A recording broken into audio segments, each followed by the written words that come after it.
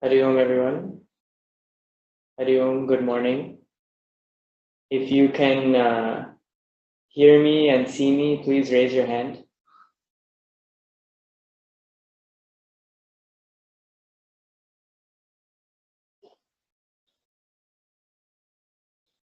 Okay, that's good. Excellent. Okay, no problem. Can you lower all the hands? Just click on lower all hands. Thank you. Okay, great. So, good morning everyone. Those who are joining live from India, those who are joining live from other parts of the world, good evening and good afternoon. And welcome to session number 2 of our weekly Sanskrit webinar. Again, my thanks go out to everybody on the team who's coordinating. We have Srijitji here who is taking care of our audio video from this end. We have Sumedhaji who has been taking care of a lot of your emails and things from the sanskrit.webinar@chinpo.org. She's the coordinator for our webinar. And of course, thank you to Puja Swami Advayanandji, who's giving us permission for running this webinar. And now we say our invocation. So if you joined in last week, then on the Google Drive link, which I shared in the big email that I sent to everybody, that Google Drive link will have a section within week 1 that is called notes. And in that notes folder, there is the invocation PDF. So if you want to open that, you can open that and follow along. Otherwise, I will say one line and you can repeat the line after me. And after this week, we'll just say the invocation together. But this week, again, we'll do a lead and follow. Okay. Vakratunda Mahakaya Suryakoti Samaprabha Nirvignam Kuru Me Deva Sarvakaryeshu Sarvada. Sorry if you can't see it, but I guess you can repeat after me anyway, and hopefully many of you have opened it on your own computers anyway. Okay. Ya kundendu tushara hara dhavala Ya shubhra vastravrita Ya veena varadanda manditakara Ya shveta padmasana Ya brahmachyuta shankara prabhritibhir Devai sada vandita Samam patu saraswati bhagavati Nishesha jadyapaha Saraswati namastubhyam Varade kamarupini Vidyarambham karishyami Siddhir bhavatu me sada. Then we do our pranam to Panini Bhagwan, our Guru Parampara. Yenakshara samamnaya madhigamya maheshwarat kritsnam vyakaranam proktam tasmai paninaye namaha ajnanandhasya Ajnanandhasya lokasya Jnananjanashalakaya Chakshurunmilitan yena Tasmai Paninaye Namaha. Tasmai Paninaye Namaha. So we have only after we say the invocation to our gurus, to Lord Ganesha, the remover of all obstacles, and Goddess Saraswati, who is the goddess of all knowledge, only then we begin traditionally. So that's the way we'll run the webinar, which I think it's nice. I think it's very nice to be in touch with a tradition when you study from that tradition. So whenever we study, there's two ways of approaching it. One way to approach it, any subject, is to approach it as though it is an artifact in a museum. So you take your magnifying glass and you put it up to that object and you study it and you say, okay, that's all the stuff that's there in this subject. And another way to study it is you become part of the group that you're studying, or you become part of the subject. You become one with the subject. Or you can say something like you become an insider in the field. And once you become an insider, then all of the experiences which are available to people who study that subject, the way it is traditionally described, become available to you. And I just find that way of studying much more rewarding. And I think that there are a lot of studies that show that when you study this way, when you look at a subject this way, and you look at a group of people or a language or a culture in this way, then you, the person who studies, is much more rewarded in the end from your study. So we will also study Sanskrit in this way. Now, last week we gave an introduction to Sanskrit. And in this introduction, we learned that language is like a lens through which you see the world. Because as soon as you have an experience in the world, whatever that experience may be, that experience is translated into language in your brain. And so whatever language it is that you speak becomes the framework for all of your experiences. And the way I like to view this is something like a basket. Your mind is like a basket and it's weaved together. The weave of that basket is the weave of your language. It's weaved together by your language. And so when you have an experience, then that experience is like a little object, like a little ball that gets dropped into your basket. And so depending upon the weave of your basket, you are able to hold different shapes and sizes of these objects that are dropped into your basket. And so the more subtle your language is, the more knowledgeable you are within your language, the subtler the experiences you can hold in your mind. So I believe I gave the example of music, that when somebody who is very well versed in classical music listens to a classical musical piece, then that person, when they hear it, then they have all the vocabulary, all the idioms, all the ways of describing that which they are experiencing through their ears. And therefore, even after the experience is over, they are able to hold that experience in their minds. Whereas somebody who doesn't have that language, doesn't have that technical knowledge, that person, when they hear the piece, when they hear the musical piece, then they may think it's nice, it feels good, okay, yeah, it was nice. Or they may not, they may feel like, what was that? I didn't understand at all. But after the piece, because of their lack of language, the ability to express what it is that they experienced, they are not even able to hold that experience in their mind for an extended period of time.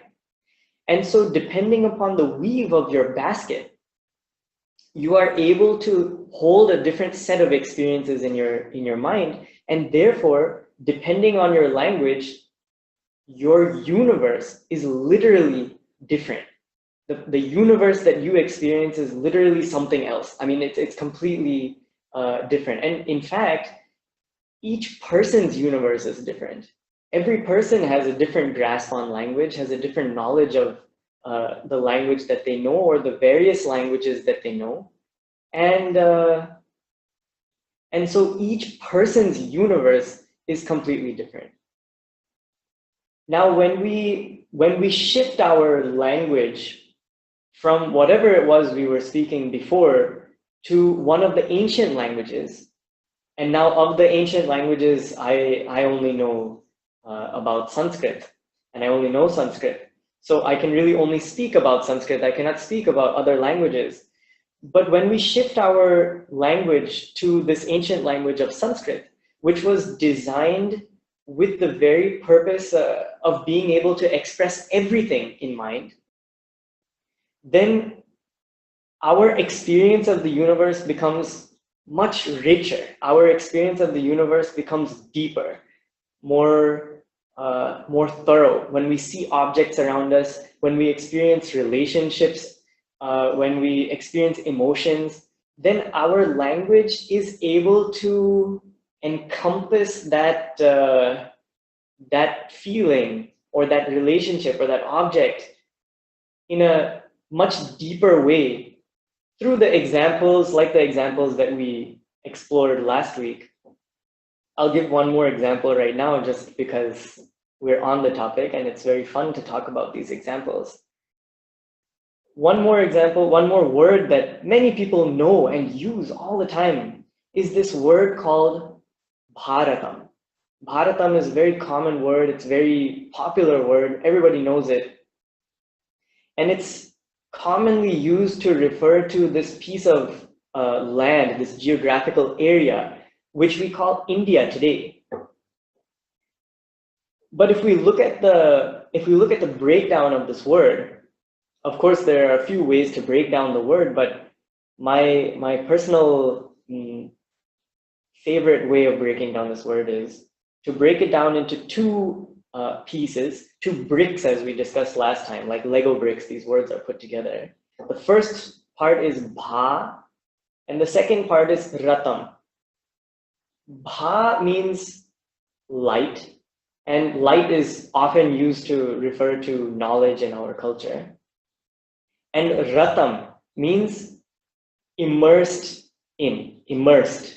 So that society or culture which is immersed in the light of knowledge is known as Bharatam. And it's very possible, very likely, that the people who named their own culture as Bharatam would have named it based on the fact that they were in the pursuit of knowledge. Any society or culture which immerses itself in the pursuit of knowledge, and note the pursuit of knowledge as opposed to other pursuits, other more ephemeral pursuits, you can say, that society or culture is known as Bharatam naturally, which means that Bharatam goes with us wherever we go. Suppose you are somebody who believes, I left Bharat in order to go to the West or something like that. Well, actually, Bharatam can go with you wherever you go because it's not just a geographical entity. It's not just limited to that geography. It's much, much bigger. The meaning of Bharatam is way, way bigger than just that piece of land. Rather, it is whenever you are immersed in the pursuit of knowledge, that Bharatam forms around you, and you become a beacon for that light. You become a beacon of light for others who then flock to you, who want to flock to this Bharatam. It doesn't matter exactly where you are, but what matters is what you're doing, what you're pursuing, what is your goal. If your goal is knowledge, then you are anyway in Bharatam. So like that, I mean, I gave a little philosophical explanation of the word Bharatam, but in that way, every single word that we experience gains this deeper significance, this deeper meaning, based on our ability to break it apart. and our world becomes much richer.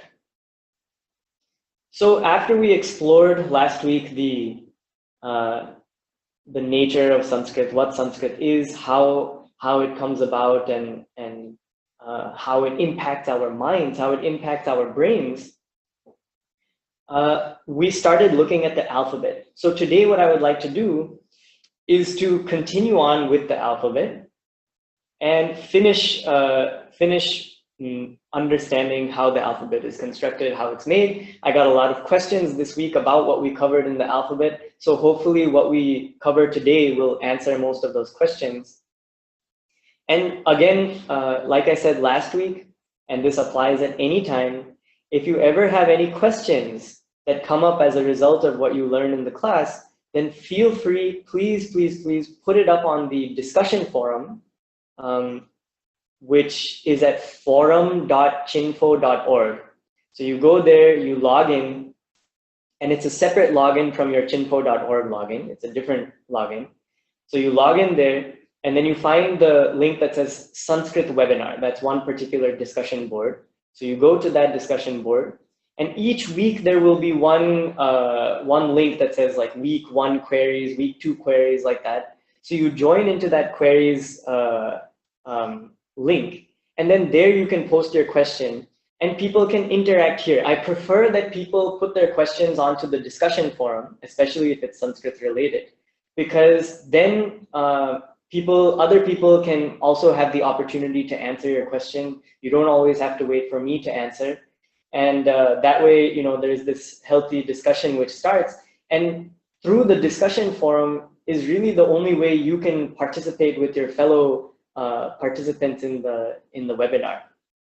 And at this point, I must also mention, I'm very pleasantly surprised and very happy to know that the number of people that have joined in the webinar have increased to over 850 or so. So from last week, I remember I said, like, you are part of 600 other members who are in this global movement that is now studying Sanskrit.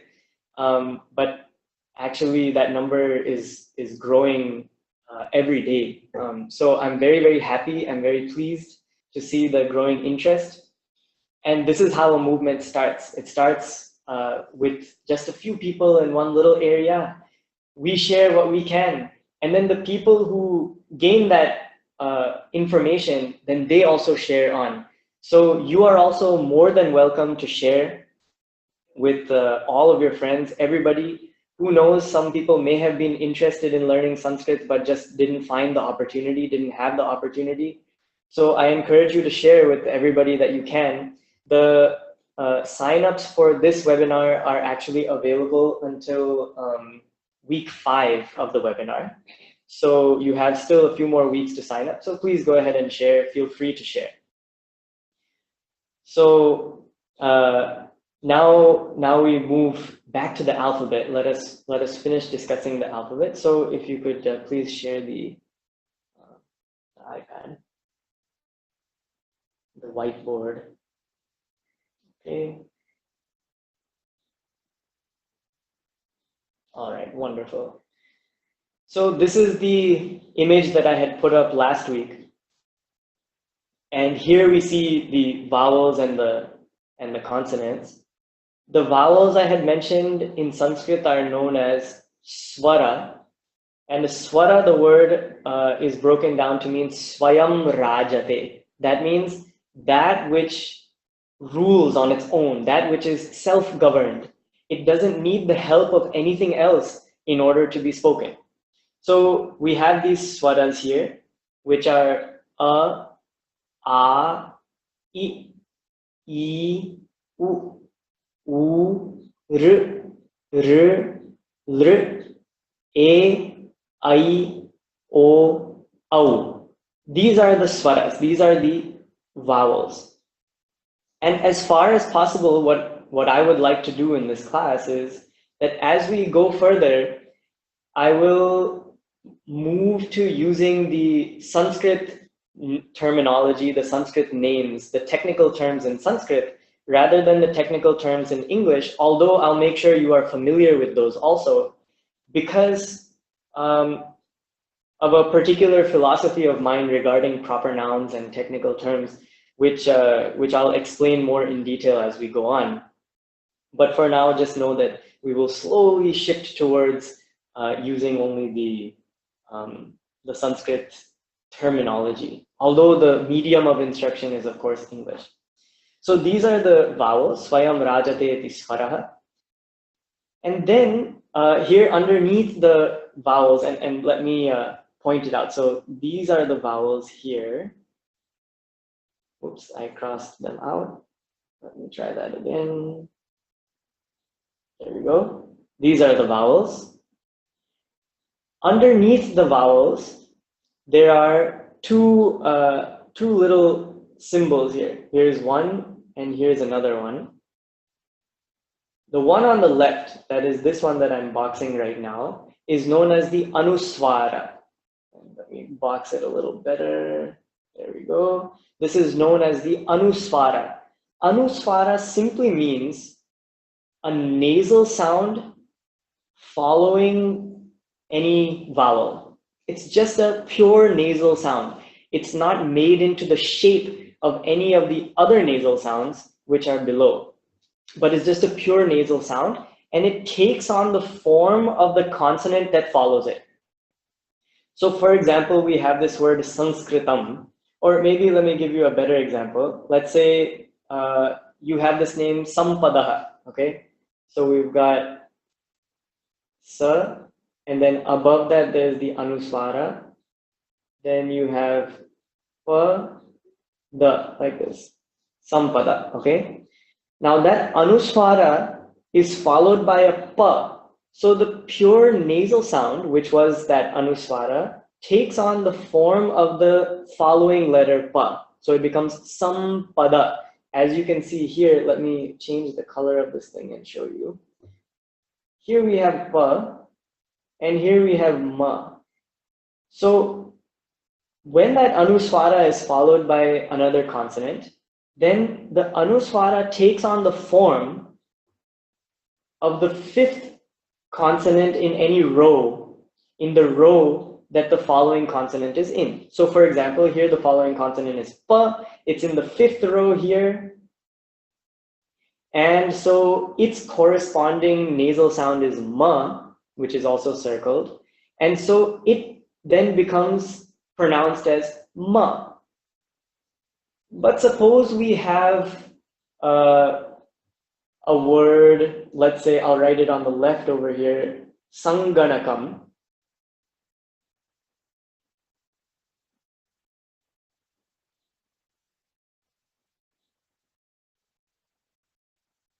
Let's say we've got this word, Sanganakam. Now, this word means computer. So that Anuswara on top of the Sa there, and I hope that because we at least covered the basic alphabet here last week, and I showed you the transliteration, that hopefully if I start to use only Sanskrit, only Devanagari letters, then hopefully you can start to piece it together. I won't use, if it's too complex, I'll put it into transliteration as well. But at least here we can see we've got Sa followed by that Anuswara on top. Then you have Ga, Na, Ka, and a Ma with this little symbol at the end that indicates that there's no vowel following that Ma. So that Anuswara is followed by, let me put this into another color here. This Anuswara is followed by that Ga, and so the Anuswara takes on the nasal sound which is in the same row as Ga. So here we've got Ga, and so the nasal sound which is here is Nga, and therefore that Anuswara is also pronounced as Nga. So you'll get Sanganakam, Sanganakam, as opposed to, say, for example, Samganakam or Sarnaganakam or something. It's not like that. It is Sanganakam. Okay, hopefully that is clear. So that is about the Anuswara. Then you have this other symbol, which is called a visarga. There, I have circled it. And that visarga is just a release of the breath. This word visarga simply means release.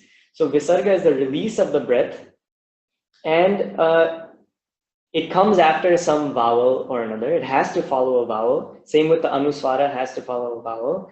And when it follows a vowel, then it's just a release of the breath in the same shape as the vowel that preceded it. So for example, if we have the word hari, so I'll write it over here on the side. Suppose we have the word hari. Oops, sorry. There we go, hari.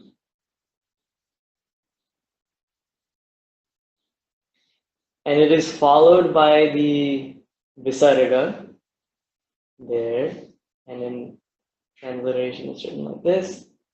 Then it'll be pronounced harihi, like that. That E shape remains, but you release the breath through that E shape, so it becomes harihi, like that. All right, now let us move on to the rest of the consonants. We already went through the pronunciation of the consonants last time, so I won't focus on that here, but I will just draw your attention to a couple of things. One is that each letter, ka, kha, ga, gha, nga, all of them need the help of a vowel to be pronounced. They cannot be pronounced on their own. So when I say ka, it actually inherently includes both the letter k and the letter a. So together they are formed as ka, but I cannot say that letter without the help of a vowel, of a swara. And so consonants in Sanskrit are known as vyanjana. And the meaning of vyanjana is vyangyate iti vyanjana. So vyangyate means to separate. It separates. It forms you can say something like a barrier. And what kind of barrier? It forms a barrier between vowels. So you have one vowel and another vowel. These two vowels cannot sit next to each other. They're like the same pole on a magnet. So this north and north, they just can't sit next to each other. And so you have another thing here in the middle called a vyanjana, or a consonant, which separates them but also joins them as well. And so a consonant is those joining touches in the mouth which join different vowels, which join different swaras. So here we have the different consonants. Now I want to show you a picture which is all of these vowels in their respective places in the mouth. As I mentioned last time, the consonants, all these respective consonants, or all the letters, in fact, of the alphabet in their respective places in the mouth. And as I mentioned last time, we have this progression from the back of the mouth to the front of the mouth, like this, where they are created. And where they're created means where the contact happens between your tongue and the rest of the mouth in order to form these letters. So I will take you to our next slide. And I drew this out, and let's see if it comes out nicely. Okay, maybe let me make it a little slower. Okay, so let me take it back a bit. This is very exciting. So here we have here we have the picture of a cross section of the mouth. So if you can imagine somebody, let me see, how is this? Okay, so somebody is standing like this, and you take a cross section of this, and then what you have is what you see there on your screen. There's a nose on top, lips, teeth, and the tongue is in red because that tongue is actually going to shift positions as we discover where different letters are made in the mouth. So different places in the mouth have different names. And these are some technical terms in Sanskrit. And so something interesting about technical terms is that every single subject that is there, whatever subject that may be, whether it's psychology, or it's physics, or it's biology, or it's linguistics or language, or it's Sanskrit, every single subject has its own set of technical terms. And these I see that lots of people are raising their hand, but I'm not exactly sure why. So if we could just lower their hand, please, because when you raise your hand, then what happens is, as long as we are sharing our screen, everybody can see all the raisings of the hands. So although it's very entertaining, but it may also be a little bit distracting. So if you could keep your hands down for a bit, which is really nice. I feel like I'm speaking to a class, actually, which is right there in front of me. Please keep your hands down. I'll get to all your questions in due time. So let me just cover this and we'll get there. So each subject, every single subject has its own set of technical terms, and including Sanskrit. When we study Sanskrit grammar, when we study Sanskrit Vyakarana, then it also has its own set of technical terms. And so, and they come up all the time, everywhere. So when you say the word swaraha, okay, all of the vowels didn't need to have a name, but they do have a name. And that technical term is useful for us later. So we have to learn them as we go. So in the next session, I will spend the whole time explaining to you various technical terms that you need to know before we go on. But this time, the ones that come up, I will just explain as they come up. So now we have this cross section of the mouth, and we will move from a back to front progression that will hopefully explain to you very clearly exactly where in the mouth the contact happens for you to be able to make all of the different letters of the Sanskrit alphabet. Okay, now there is a dot there. That dot is the connection point between your tongue and the back of your throat. And that connection point is known as kantaha. And in the transliteration, there you go. This is known as kantaha. Kantaha literally means throat or neck, but here it means your throat. So when your tongue makes contact in the back with the back of your throat, that place in the mouth is known as kantaha. And the technical English term is known as guttural, but we don't need to worry about that. The funny thing is that we have these words for all these places in the mouth. So we've got gutturals, we have palatals, cerebrals, retroflex, labials. But who really understands those words anyway? For a normal layperson, neither do you know the word kantaha, nor do you know the word guttural. So what I will do is I'll make you familiar with this word guttural, but I'll stick to the word kantaha because after all, we are studying Sanskrit grammar, and it's better if we use the names in Sanskrit to explain those things. Because who understands what retroflex means anyway? Don't worry. So we've got kantaha here, and kantaha, the letters which are formed in the kantaha are a. And now we have one more technical way of writing things which is coming up. Ku. So you might be wondering, what in the world is ku? So ku is a special way created by Panini, who I'll talk to you more about hopefully today if we get to it.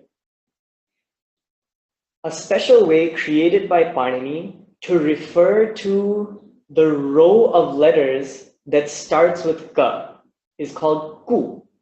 And this way of referring to these things is known as udit. These different ways of writing it are known as udit. So if we go back, then here we've got we have ka, kha, ga, gha, nga. These are referred to as ku. Cha, cha, ja, jha, nya. These are referred to as chu. Ta, tha, da, dha, na. These are referred to as tu, and so on and so on. So let's again come back to where we were. Here we've got ku. Okay, so ku means ka, kha, ga, gha, nga. All right. Then we have ha. The next letter which is made in this place in the mouth is ha. And then we have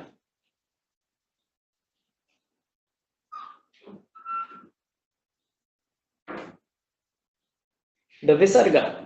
That visarga is that little symbol that I showed you, the release of the breath. The release of the breath, which is in fact visible here in the word kantha and visarga, in fact. So this is the place in the mouth called kantha, the back, the throat, when it touches the throat. And in this place you have a, ku, ha, and visarga that are made here. Ku, remember, means ka, kha, ga, gha, nga. All right. Now we move forward. This is the exciting part. The drawing will change. Okay, now let's see. Okay, here we've got a picture of the mouth again. This time you see this little black square that's there in the back. Now just imagine that that is your upper back teeth. So let's say you count maybe your back 2 teeth that are there in the top on both sides. That is that little square. Don't be confused. He's not chewing a piece of gum or something like that. It's just, those are teeth. Okay, now, and the mouth doesn't look all that good without a tongue. So let's put the tongue in there.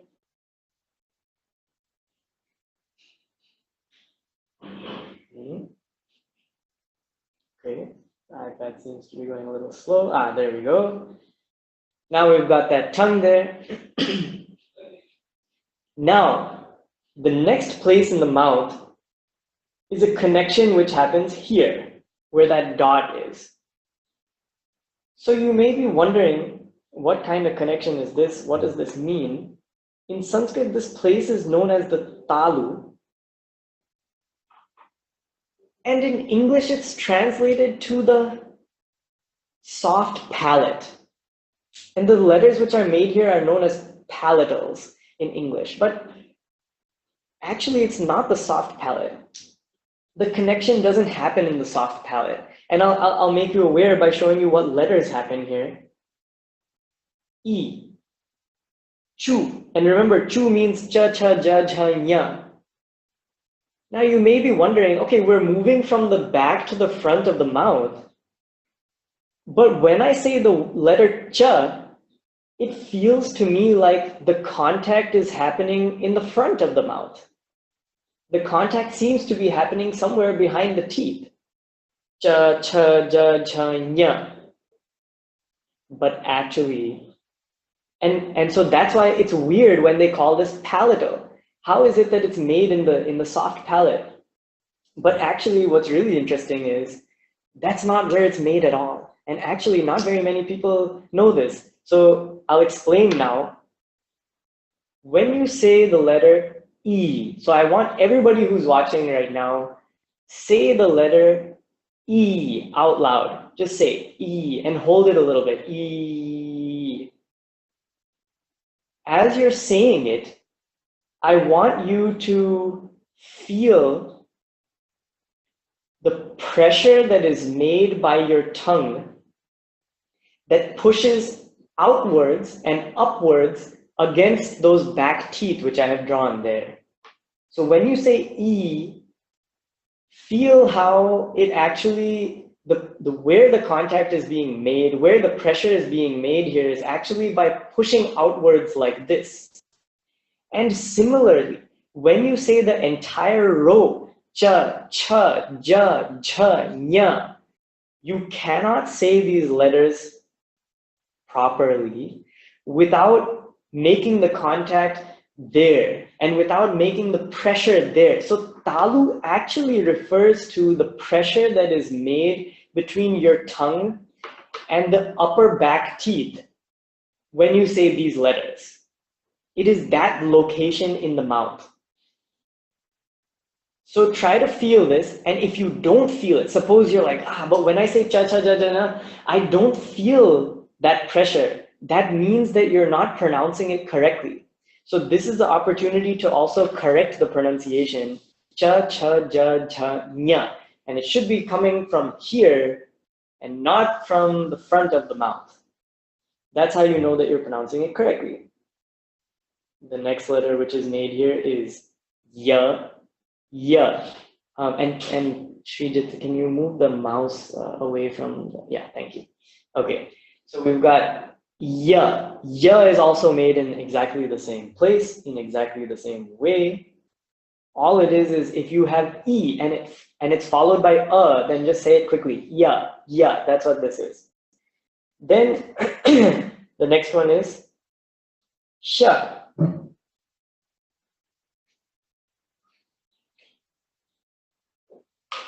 And this this sha is known as talavya sha because remember we saw that there were 3 shas. So some people pronounce it sa sa sa, some people pronounce it sha sha sha, and some people make some combination of those two. But this one is known as talavya sha because this sha has to be pronounced in that same place. So you say sha and feel that pressure here. You should form your mouth like you're about to say E, but instead you say sa. So you get sha.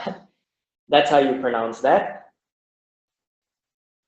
Then, so that's the talu. Remember, it's not the way that it's always described. It's actually something different. These are little secrets which, well, they'll be revealed over time. All right. Okay, so we got sha. Now, the next place in the mouth is when your tongue is in the shape that you can see on your screen. It kind of rolls back a little bit behind the teeth and slightly back, and that dot is where the connection point should happen. This place in the mouth is known as the murdha. Murdha. Which is like the top of your mouth, the roof of your mouth, and the word murdha itself just means up. When your tongue faces up and makes a connection at the very top of your mouth, that's known as murdha. So when your tongue faces the skull, that's why maybe in English that's why it's called as cerebrals. It's also known as retroflex, which I guess has to do with the backward flexing of the tongue, but whatever, who understands? Just call it the murdha. It's a murdha. Okay. So what's made in the murdha?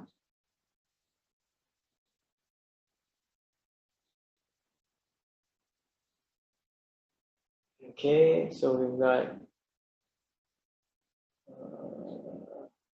R doesn't appear to be showing up correctly on the thing, so let me just fix that.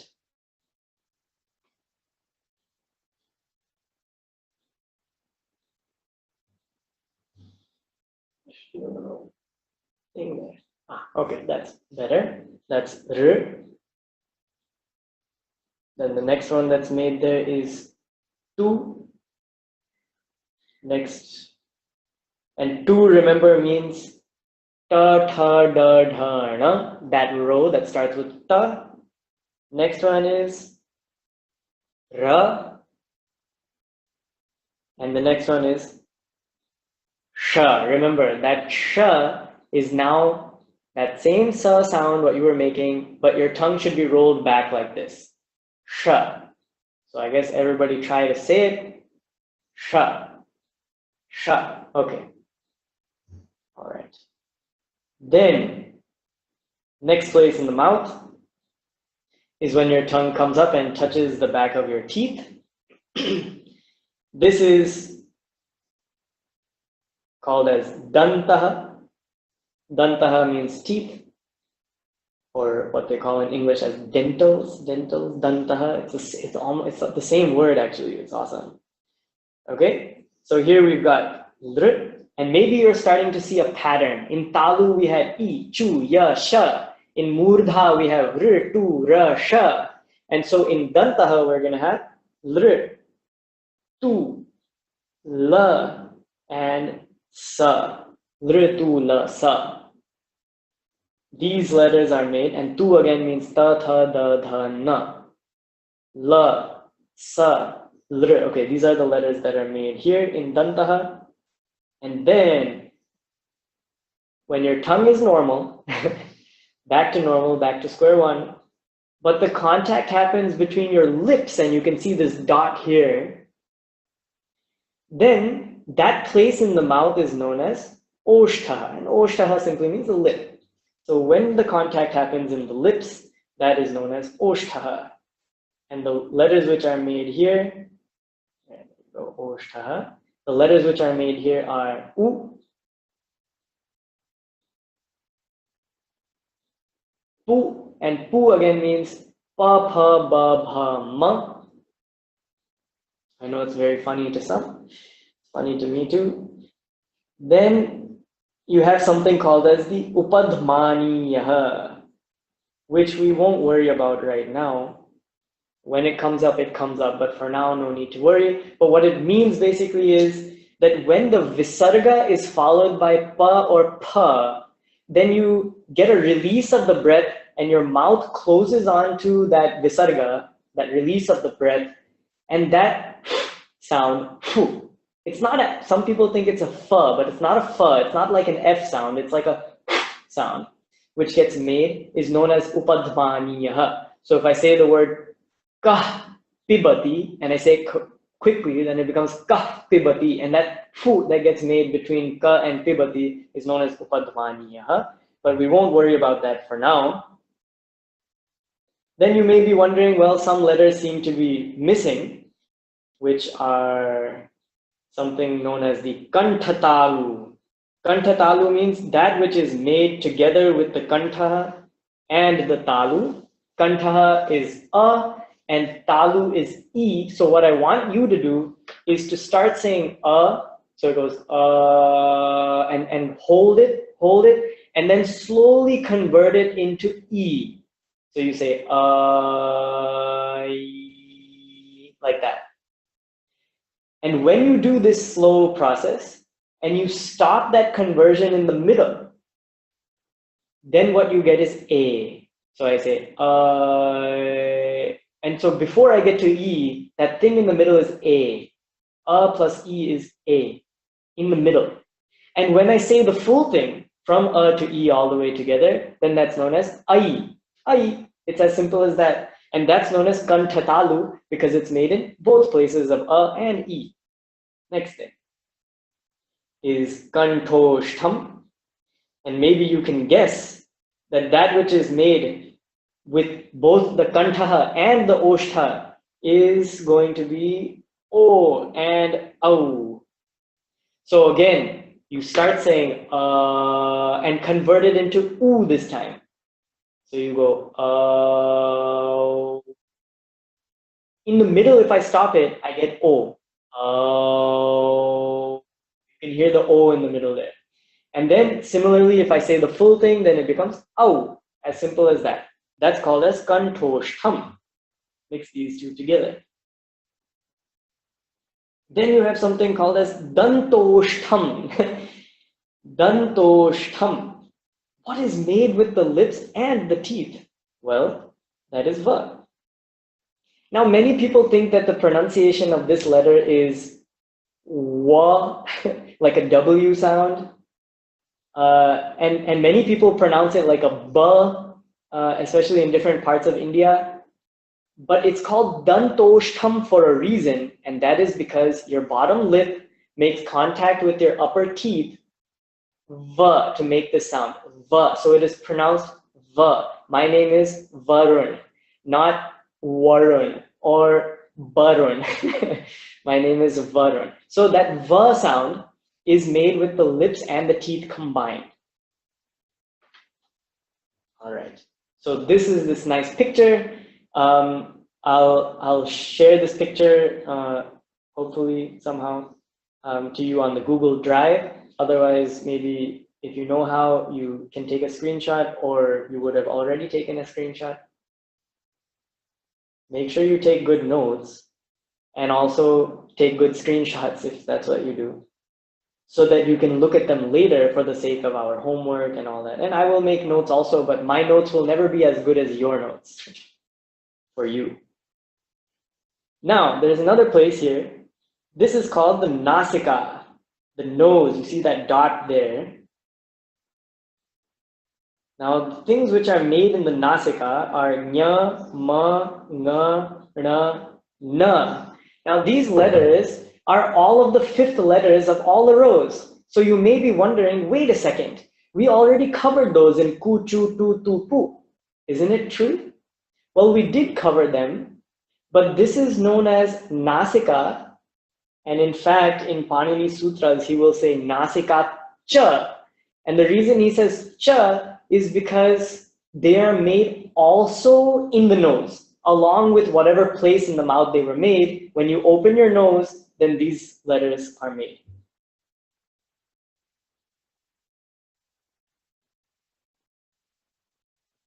Okay. So that's the whole thing about that. Now we move on. So now a question may be asked, hey, there are some letters that I didn't see. What about ksha, tra, and gya? Because people who have studied Sanskrit before or Hindi before, they would have seen this alphabet and they would have seen ksha, tra, and gya as separate letters. But in Sanskrit, they're not actually separate letters, even though they're written differently like this, but they are just combination letters of two different letters. So ksha is just a combination between ka and sha. Tra is just a combination between ta and ra. Gya is just a combination between ja and nya. And you hear me pronouncing it as gya and not jya, and there's a reason for that which I will explain later, not right now. So this is ksha, tra, and gya, and that's why in transliteration it's very conveniently simply written as K, S with the dot under it, and then A, T, R, A, J, N with the little tilde on top, and then A. So it's written like that in transliteration because we recognize that in Sanskrit, actually, these are not separate letters. They're just combination letters of two different letters. So that covers it about ksha and gya. And some people have also asked about this letter called la, which is la, but it's made in the murdha position, la. That letter does not make its place into Panini's Maheshwara Sutras, which I'll explain, and it also doesn't make its way into spoken Sanskrit, and so we don't actually cover that as a separate letter. It's there in the Veda, but again, every place that it's there in the Veda is just another variation of the letter la, and therefore we don't teach it as a separate letter. It's just another variation of la. So that covers it about kshatra and gya, and that's about the entire alphabet. Now, I had thought that we will do questions at the end of every session, but with the huge numbers of people who are here, it becomes a little bit hectic. It becomes a little bit difficult for me to answer these questions on the screen directly. We'll try again today, but for this purpose, what we've done is we've created the discussion forum, and on that discussion forum, you can discuss everything, all the questions that you have, interact with everybody else, and I'll also be on there answering questions from time to time that haven't found an appropriate answer. So I think that's where we'll keep most of our Q&A.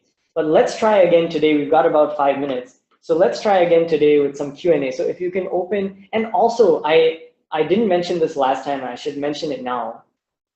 When you ask your questions, although in that test webinar I had said answer them in the chat, but I think the Q&A was working better. Q&A was where we, is it the Q&A that we get the transcript of afterwards, or is it the chat that we get the transcript of afterwards? It's the chat that we get the transcript of afterwards? Don't know. Okay, don't worry. So, okay, so we'll try to do this again. If there was something you didn't hear, then you will get access to, okay, it's the chat, someone is saying. Okay, thank you very much. So let us go to the chat. If you have questions, put it in the chat. That's a better place. So put it there now. Okay, so if there was something you missed in this lecture, then what will happen is that afterwards you will, in your dashboard, in the Sanskrit webinar dashboard, in the announcements tab, we will have announcements, and one of those will each week will be the link to the webinar on YouTube. So you can always watch it again. So in case you're worried about pronunciations or something like that, then you can always watch the video again, which will make it clear. So I don't need to go through the pronunciations again, hopefully. Okay, so now the Murdha example is not visible, covered by the presenter's ID. That's quite important. So Murdha will have the, Murdha is the name of that place in the mouth, the top place in the mouth when your tongue comes up and rolls back. And that place in the mouth is where you get the letter R. Tu means ta, tha, da, dha, na. And Ra, which is the semi-vowel Ra, and Sha. Sha is that sibilant, what we had called before, but it's a, which is made there, Sha. Okay, so can you please scroll down and I'll, okay, I see that people were not able to see Murdha. Hopefully it's clear in the YouTube video. So is Udit the same as Vargaha? Udit is a technical term that refers to that tu, chu, that ku, chu, tu, pu, what we call. Those are called as Udit. And Udit refers to the Varga. And Varga means that row. Yes, so Udit is the same as that Varga. When I say tu, it means what you would have heard as ta Varga. Okay, so, okay. Good, keep going down. Keep going down. Okay, how does sa come under dantaha? The reason it comes under dantaha is because your tongue is in the exact same position as ta, tha, da, dha, na when you say sa. So that's why it comes under dantaha. There may not be a touching because it's called a sibilant, because there's that sort of rolling, buzzing that happens, but it's in the same position of the tongue as the rest of the dantas. That's why it's called dantaha. Okay, keep going down, keep going down. Anuswara is a resultant sound, or because of sandhi, it takes the, okay, so it's just a resultant sound because of the following letter. That in itself is not a sandhi, but when the anuswara is written as a normal nasal, then that's the result of sandhi, which we will talk about. Don't worry, that'll come in this webinar. All of that stuff will come in the webinar. Okay, next one, please. When you explain a consonant, what about anuswara on top of ya, ra, la? So what I think what you're asking is not when it's on top of ya, because if it's on top of ya, it means it'll just become yum. But if it precedes ya, then remember the place in the mouth that these letters are made. Ya is made in the talu, and so you get the talu version of the anuswara, which is ya, so it'll become something like sanyama, sanyama, that kind of thing. And so on with all the other ones. Okay, keep going, keep going, keep going, keep going. Okay, now scroll down a little bit more. Okay, what is sandhi? Very good question. Sandhi is when you combine two letters and the resulting transformations that take place in those letters, which we will discuss later, maybe in another few weeks or so. Okay, so I guess we were able to cover the questions that were there mostly. If your questions have not been answered, then please put them up on the discussion forum. Okay, show me the Q&A also, but next time let's use the chat only.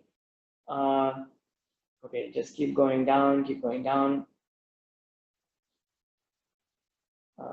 Scroll down, scroll down, scroll down, scroll down. Kantha means voice. No, kantha means the throat, the throat. How does sa become danta? We don't use teeth. Okay, yeah, fine. Answered that question already. Okay. When you explain all this, so it takes the phone. Okay, yeah, fine. Yeah, I guess we answered all these questions. Wonderful. Okay, thank you. Is Murdha Sha Mahaprana version of Talu Sha? No, no. Mahaprana and Alpa Prana we will cover later. Both Sha and Sha are Mahaprana, but don't worry about that. That we will cover later. So let's not worry about things that we haven't yet covered. If there are questions that you still have, put it up on the discussion forum. Everybody will discuss there. We'll all discuss there, which will be great. It'll be awesome. And so again, thank you for coming. Thank you for joining. A big thanks to all of the participants. And of course, everybody who will view this on relay. And we will cover more next time. There's actually so much more to say. I have so much to share, which I'm so excited to do over the next 20 weeks or so. So thank you very much. And so we'll conclude with another prayer. And I realized that I didn't give you that concluding prayer last time.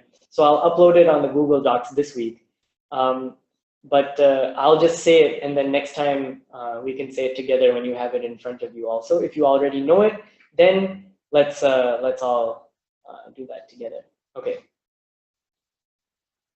Om Purnamadah Purnamidam Purnat Purnamudachyate Purnasya Purnamadaya Purnameva Vashishyate Om Shanti Shanti Shanti Harihi Om Shri Gurubhyo Namaha Harihi Om. Thank you all very, very much, and I will see you next week.